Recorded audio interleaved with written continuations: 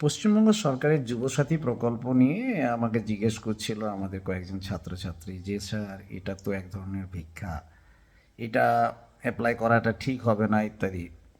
তো সে নিয়ে আমার আজকের ভিডিও, শুনতে থাকো আমার মতামত। তোমরা চাইলে আমার মতামত গ্রহণ করতে পারো, তোমার বিপক্ষে মতামত থাকা কথা, কিন্তু আমার ব্যক্তিগত মতামত শুনিয়েই আমি আজকে এই ভিডিও বানাচ্ছি। কাউকে আঘাত দেওয়া বা কাউকে কোনো রাজনৈতিক উদ্দেশ্য কিন্তু আমার এখানে নেই। যুবসাথী প্রকল্প 21 থেকে 40 বছর পর্যন্ত যে যুবক যুবতী আছে পশ্চিমবঙ্গে, তাদেরকে প্রতি মাসে 1500 টাকা করে ভাতা দেওয়া প্রদান। এখন এই ভাতা 1500 টাকা যে দেওয়া হবে, সেটা দিয়ে তারা কি করবেন, এটা হচ্ছে বক্তব্য। তারা কি আরও বিভিন্ন ধরনের অন্যান্য আসক্তিতে জড়িয়ে পড়বে না তো? আবার কেউ কেউ বলছেন যে এই 1500 টাকা দিয়ে কী বা হবে। তা এখন প্রশ্ন হচ্ছে যে কী বা হবে, এই কথাও একটু ভেবে দেখা দরকার। যেমন অনেকেরই প্রতি মাসে আমরা ফোন ছাড়া এখন তো থাকতেই পারি না। ফোনের যে রিচার্জ, সেই ফোনের রিচার্জ তো কমসে কম হবে। ফোনের রিচার্জ হবে, মাইনর যে ফোনের রিপেয়ারিং, সেই রিপেয়ারিংও সে করতে পারবে।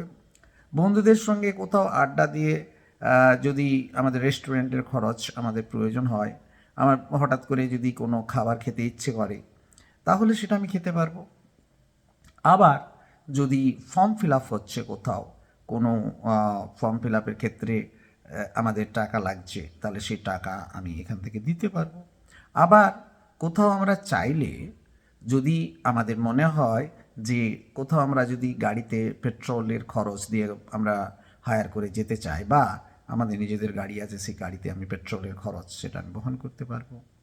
পকেট মানি হিসেবে এটি কিন্তু একটি গুরুত্বপূর্ণ পদক্ষেপ। এছাড়া আমরা চাইলে অন্যান্য কাজ তো করতে পারবো, এর সঙ্গে এমন তো কোনো বাধ্যবাধকতা নেই যে তুমি বাবা অন্য কোনো কাজ করতে পারবে না। হ্যাঁ, চাকরি পেলে তুমি অবশ্যই তোমার এই ভাতা না নেওয়া উচিত।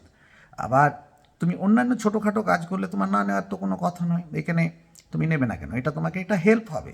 এছাড়া যদি আমাদের আমাদের এই 1500 টাকাটা আমি না নিই, তাহলে আমাকে রিচার্জের জন্য বাবার কাছে হাত পাততে হবে, কিংবা আমার ছোটোখাটো কোনো প্রয়োজনে প্রতি মুহূর্তেই বাবাকে কিংবা মাকে বা পরিবারের কোনো না কোনো সদস্যের কাছে আমাকে নির্ভর করতে হবে। তাহলে এই নির্ভরশীলতা কাটিয়ে ওঠার একটা প্রকৃষ্ট রাস্তা, একটা উজ্জ্বল রাস্তা, তাহলে এটি সরকারি প্রকল্প হোক না, সরকারি প্রকল্পই তো সামাজিক মানুষকে সুরক্ষা দেওয়ার একটা রাস্তা।